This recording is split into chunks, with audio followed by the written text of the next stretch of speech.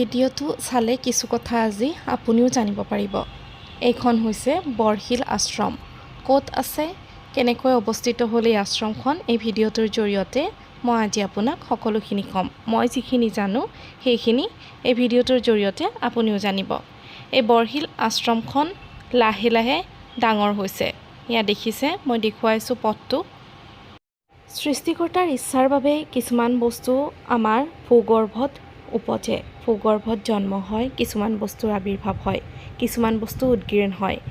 আৰু এটা শিলৰ বাবেই এই আশ্ৰমখন বৰশিল নামেৰে জনা যায়। এয়া প্ৰকাণ্ড প্ৰকাণ্ড গছ কেইজোপামান দেখিছেনে? মই ভালদৰে ভিডিঅ'টোত দেখুৱাইছোঁ।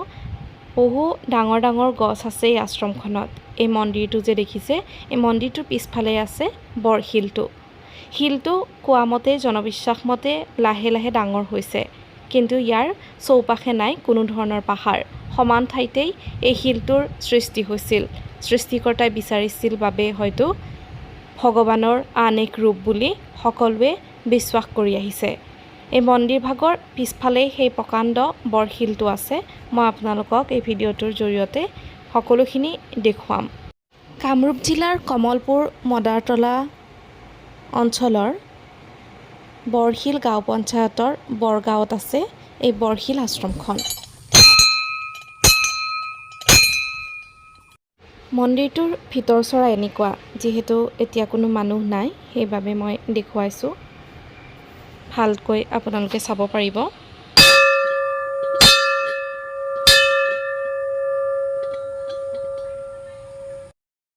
খুব ধুনীয়া এটা শান্ত পৰিৱেশ।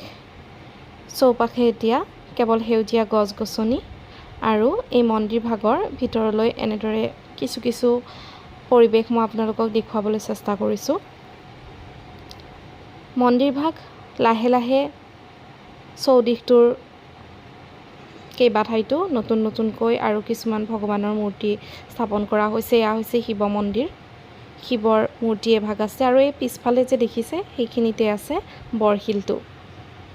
আৰু ইয়াতেই এতিয়া কিছুমান অনুষ্ঠানৰ আয়োজন কৰা হয়। অন্নপ্ৰাশন্ন, উপজা দিন, বিয়াৰ অভ্যৰ্থনা, এনেকুৱা ধৰণৰ কিছুমান অনুষ্ঠান পতা হয়। এই শিলটো দেখিছেনে? এই শিলটোৱেই হৈছে বৰশিল। 18শ শতিকাৰ আৰম্ভণিতে এই শিলটোৰ উদ্ভৱ হৈছিল। প্ৰথমতে শিলভাগ সৰুৱেই আছিল, কিন্তু তাৰপিছত বছৰে বছৰে হেনো এই শিলভাগ ডাঙৰ হ'বলৈ ধৰে। আৰু এই শিলটোৱেই আচলতে প্ৰত্যেকগৰাকী মানুহৰ মনত এক কৌতূহলৰ সৃষ্টি কৰিছিল, এক ৰহস্যৰ সৃষ্টি কৰিছিল। তাৰপিছতে এই আশ্ৰমখনত এই শিলটোৰ মহত্ব বুজিয়েই প্ৰয়াত সভাৰাম দত্তই এখন আশ্ৰম পাতি ইয়াত থাকিবলৈ লৈছিল। তাৰপিছতেই থাকিবলৈ ল'লে বলৰাম বাবাজীয়ে, আৰু এনেদৰে আশ্ৰমখনত কেইজনমান লোকে থাকিবলৈ ল'লে। আশ্ৰমখনো ডাঙৰ হ'বলৈ ধৰিছে। আৰু এয়া দেখিছেনে, ৰাধা কৃষ্ণৰ মূৰ্তি। এনেদৰে কিছুমান মূৰ্তিৰ থকা চিহ্নও এই শিলটোৰ আশে পাশে দেখিবলৈ পোৱা গ'ল। তাৰপিছতে যেতিয়া এই শিলটোৰ মহত্ব বুজিলে, গাঁওবাসীয়েও এই শিলটোকেই পূজা কৰিবলৈ ল'লে আৰু সকলোৱে আচলতে এক আধ্যাত্মিকভাৱে এতিয়া এখন আশ্ৰমত পৰিণত কৰিছে। এয়া গৰু ঘাঁহ খাই থকা এটা ভিডিঅ' মই লৈ লৈছোঁ, যিহেতু আশ্ৰমখন যথেষ্টখিনিয়েই ডাঙৰ। এয়া দেখিছেনে, কেৱল চাৰিওফালে আপুনি সেউজীয়া পৰিৱেশে দেখিবলৈ পাব, কিয়নো আশ্ৰমখনত থাকিবলৈ লোৱা প্ৰত্যেকগৰাকীয়ে হেনো গছপুলি ৰুইছিল সেই সময়তেই। আৰু এতিয়া এনেদৰে এটা ৰাম মন্দিৰৰ আৰ্হিত ৰাম মূৰ্তিও আচলতে স্থাপন কৰিছে।